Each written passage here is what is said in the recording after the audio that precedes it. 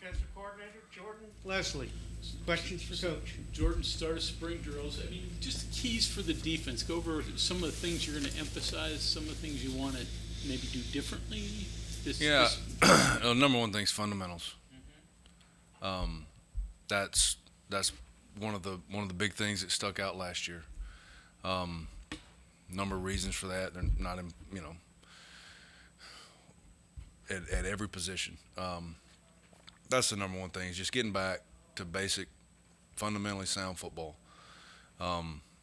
Probably should have taken that approach last year with a little bit of how we were built, but that we didn't. But that's probably the biggest thing, is at least right now, is just like focus on being good at football, and flying to the ball, back to what we've always been. That's as simply as my message is this spring.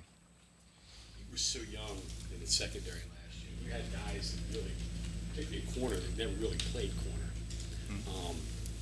Is it helpful this year to have more experience there in playing your defense?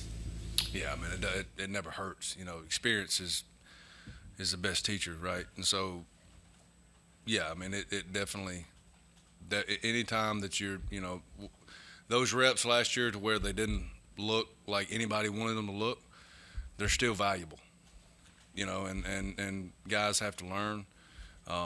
It could be anything from a fundamental issue, or maybe it's y'all have heard me use the term functional strength, right? And you're young guys. You take Lamp, for example. He's a longer guy. He's a lighter kid, or has been. And so that takes time to develop. Weight room, it carries over to the field.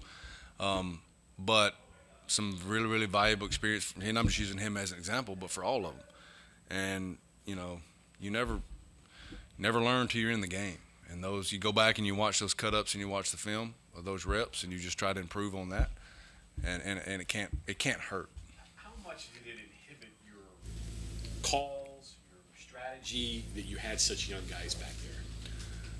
I mean, it does, but and I take the blame for this. Is a lot of times you get in a, whether it's injury or youth or whatever, right? So you start trying to plug holes, right? And to where the intent from myself or any coach, right? It's always good. You're trying to, and a lot of times you create issues when you do that. And I think at least through the first part of last year, when there's two things, like some things happened we didn't expect, and some guys didn't play the way we thought they would play, right? So you start trying to adjust to that, and you start trying to plug too many holes, you just start to create other holes. And I think when we got back to, hey, let's just see who we are, what's best for us, and just stick with it. We played a lot better. We played a lot faster. Now obviously we think those holes are plugged, and so now it's just about playing our defense, fundamentally getting better, and playing fast. And so that's our whole goal the entire spring. Defensive front, you get a lot of replacement there. Do you like what you have? There's some injuries there to keep people out in the spring. How do you rebuild that area? I mean, you can't control the injury side of it. But what's there, I like. It's different, but I like it. We're going to have to use it a little bit different. And then obviously through the next 4 weeks, 15 practices, seeing what guys can do and what more importantly, what they can't do, and just stay away from that, and play to their skill sets. I think that's what any good coach should do. But I like the pieces. Most athletic linebacker group you've had since you've been here? The people you've added in and what you got coming back? I mean, you got your top tackler back. You've got some pieces, some recruited guys that you're counting on. Yeah, I mean, feel good about it. I mean, you start with Lee. Again, there's Lee's a kid who's a junior college transfer, and very rarely, just from being on the other side of that recruiting process, is a first-year junior college kid he may be good. He's probably not dynamic, and the speed and adjusting and all, and he's in a new system, depending on when he got into the system that he's in. But it's still new, no matter if they're 4 years to play, 3 years to play, 2 years to play. Just such a gap between the game. So obviously we feel good about his experience last year, and then the 15 practices coming up. But the guys we've recruited there, we poured a ton of time and effort. And I credit Jeff Kuntz. Those guys we feel are really, really good players. And from Josiah Trotter, Ben Cutter, James Hurd, those guys are going to be dependent upon in 23. Coach, I talked with Coach Brown yesterday about losing Dante is more than just losing him as a player, because he's been a leader for this team, almost an extension of the coaching staff, especially the last couple of years.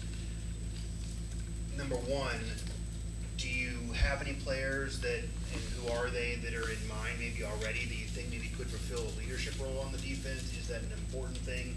And do you feel any extra sense of leadership from the coaching staff because you don't have a player like Dante maybe on this roster right now?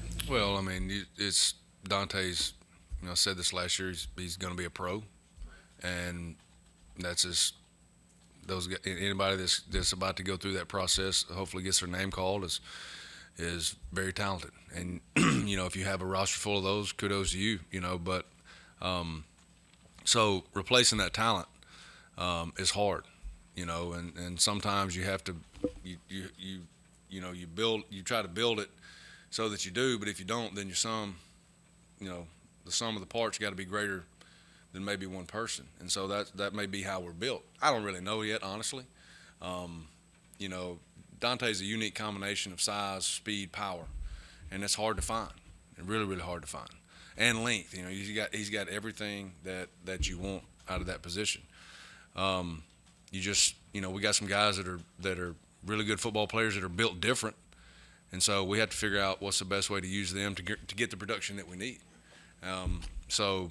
Honestly, till you get into practice and you get pads on, I don't know if we have anybody that's that talented. Coach mentioned Sean Martin was what he was. Yeah, I mean, Sean is extremely talented, and he's just different than Dante.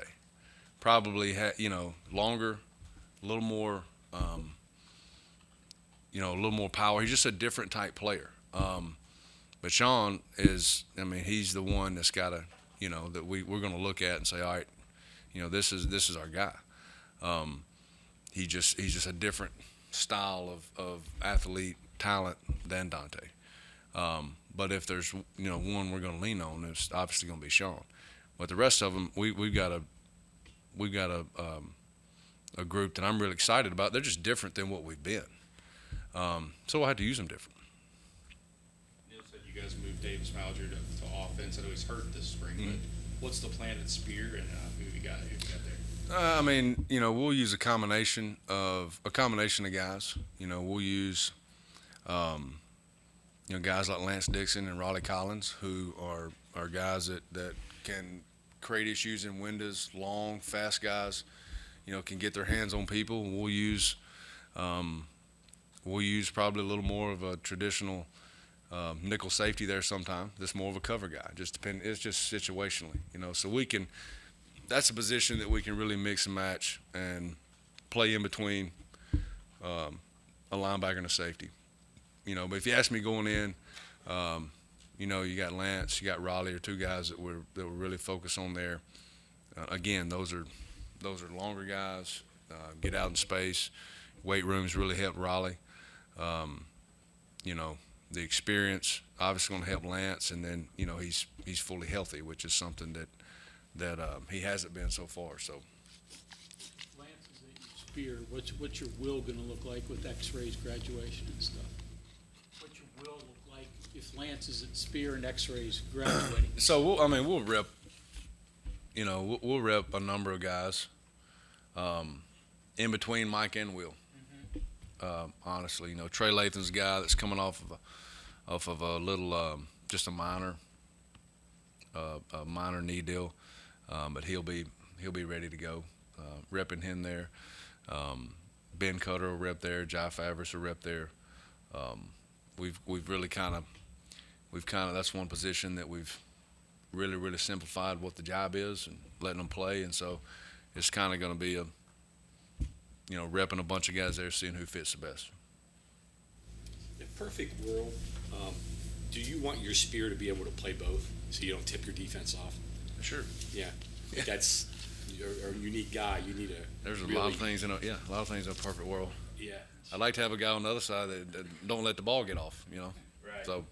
But that spear is a tricky. You got to have an extraordinary athlete to play Yeah. that position. Yeah. I mean, he's in space all the time. Yeah. So whether you're playing zone, playing man, whether you're matching your coverage, whether you're not, there's all different ways that you can play that guy. The number one thing you look for there is what's the skill set.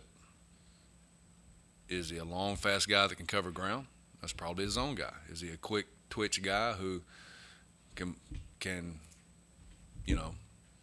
match routes? He's probably a man guy.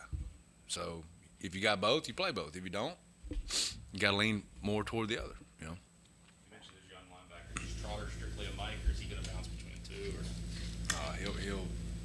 He'll wherever he's best. The kid is a unbelievable talent. Obviously has a good head, for the game, and so. But he will. Simple answer, yes.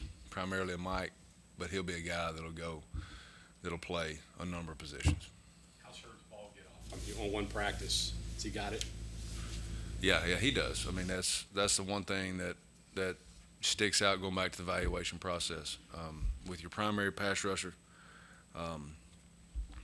the thing you evaluate is first step. If they don't have that, they don't have anything. So it really doesn't matter after that. But we worked a circuit drill today with a blitz path, and I was the quarterback running the drill, and he's there. He's on you pretty quick. So he's which is why he's here, and that's the way he's going to be used. How do you approach cutting back on explosive plays against you? Last year, was that a personnel matter or experience matter, or what was it? I mean, if you go back and watch, that is the first thing that I watch is explosive cut up. All the explosive plays, and I usually go 12-yard run, 15-yard pass. Everybody's a little bit different. I just bumped it down to plus plays that were 10 yards or over, and it was a number of issues. Number one way is just do your job. Don't try to do anybody else's job. Just do your job. And the other thing, a lot of times, was a fundamental issue going back to having to mix and match pieces as you lose guys or you have to move guys, whether it's before game, in game. That I should have done a better job of getting the guys in the position. Those are really the two things that stuck out. But it's very simply do your job. And I think that the changes that what Coach Brown has talked about and the simplification that's one thing that I'm going to make sure they know every single day is exactly what their job is. And that's how you go about fixing it. When you say you should have done a better job getting guys in position, do you mean on the field defensively, on individual plays, or playing positions? I mean, really on field. Yeah. I mean, game. Again, you start trying to plug holes. You get too many, you create more issues than what you started with a lot of times. And that's, like I said, the intent is what you're trying to do is good, but, if you just stick to what you are and what you can be, you're probably just as good as you were, with the holes that you had. And so that's if that makes sense, looking back on it. You added some transfer pieces that came in January. I mean, one day of practice, so you can't evaluate yet. But what you saw out of them through winter workouts, what do you think of those guys? How much do you think they can help? They can find the ball. Mhm. You know, well, you know, if you're talking about secondary with Montre and Keyshawn Cobb, they can find the ball. Got a nose for the ball, can play the ball. That was the number one evaluation for me, for our staff going into the transfer market. Is that's the one thing I want to see on film. I want to see guys that, when the ball is in the air, what do they do? And so that was the biggest thing for me up front with Davion Hawkins. You know, the one thing that stuck out again was ball get off. It was his ball get off, and how we're going to use him. And I think that's a really, really good piece that we added. He's really, really explosive. You know, not asking him to do too many things, asking him to do what he's good at. And then Fatorma, kid from Penn State, probably the biggest body as far as an interior D lineman that we've had here. And again, he played more of a 4-3 technique at Penn State, and we're going to use him a little bit different. So, I mean, I'm excited. I'm really excited about the pieces we offer, but especially the secondary pieces. Again, the number one thing was what they do with the ball when the ball's in the air, and that's something that did show today. So, pretty excited about those guys. Jordan, after the season, Neil talked about even though it was a down year, he didn't lose faith in any of the defensive staff and in your guys' ability to coach. What did it mean to hear that level of confidence from your head coach?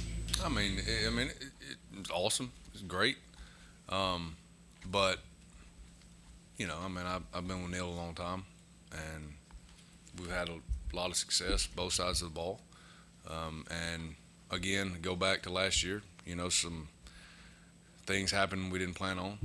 You know, like he's mentioned how the portal hurt us, and it did. But some things happened we didn't plan on. Some guys didn't play the way we thought we would. I don't feel any different about last year going into it. I wouldn't change my mind now. You know, so but I mean that's good to hear. But we got to fix it.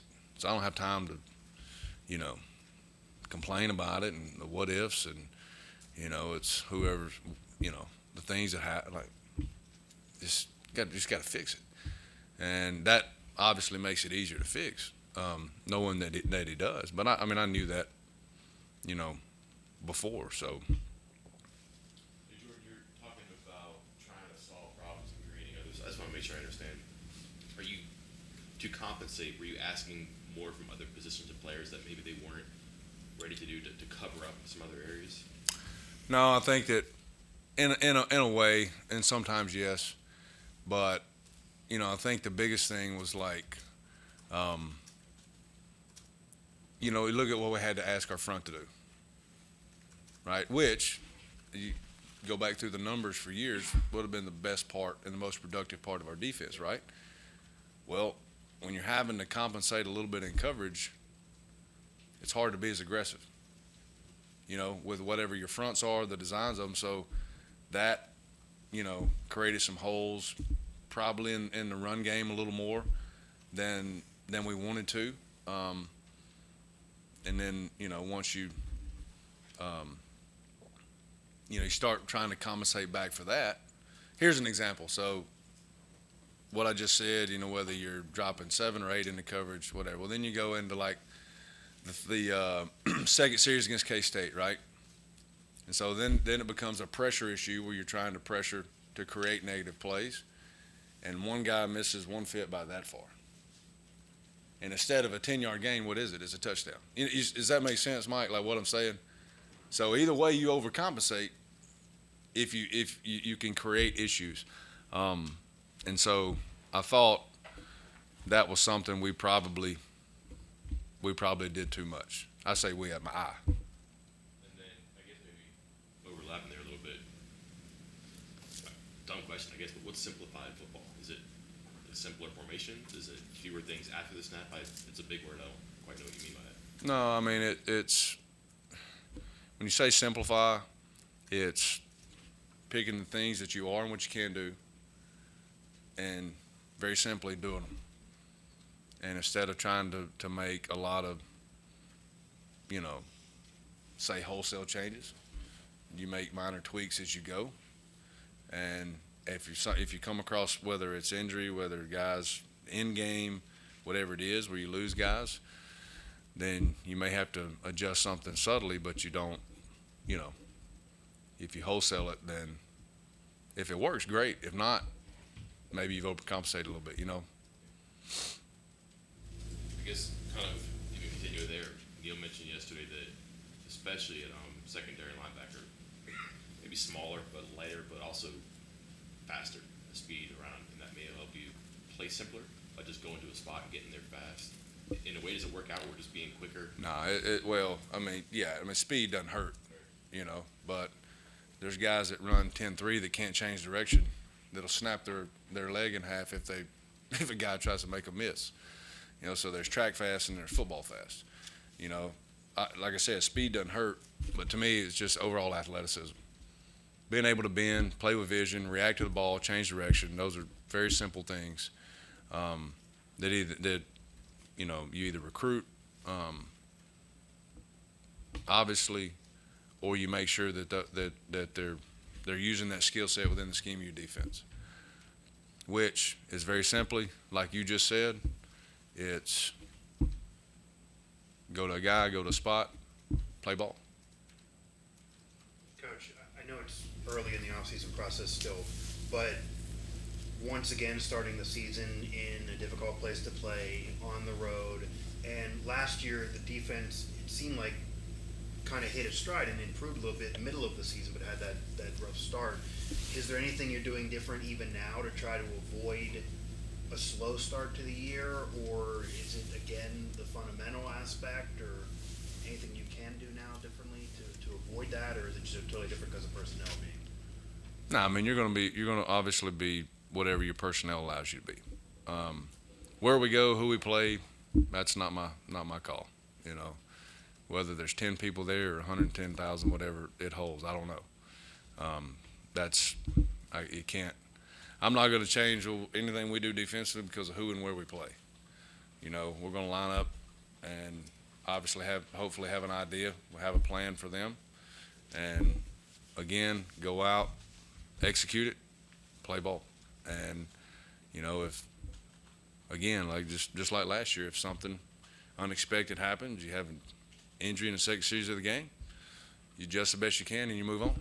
And that's what it is. But we're not going to, sit around and worry about, changing anything we do because of who we play and where it is and how, we know who it is and where it's at. It's on the schedule. It'll be here in however many months, so we'll be ready. For spring to know that right off the bat we're going to play a physical Big Ten type style.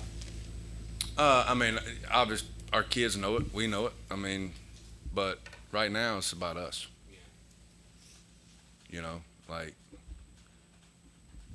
Worrying about how physical conference, what they are, that does a whole bunch of good. That's getting ahead of where you're trying to get better at now, which is your footwork, your hand placement, shedding blocks, tackling, running to the ball, doing your job. That's all I'm worried about. Okay, thanks, Coach. Mm-hmm.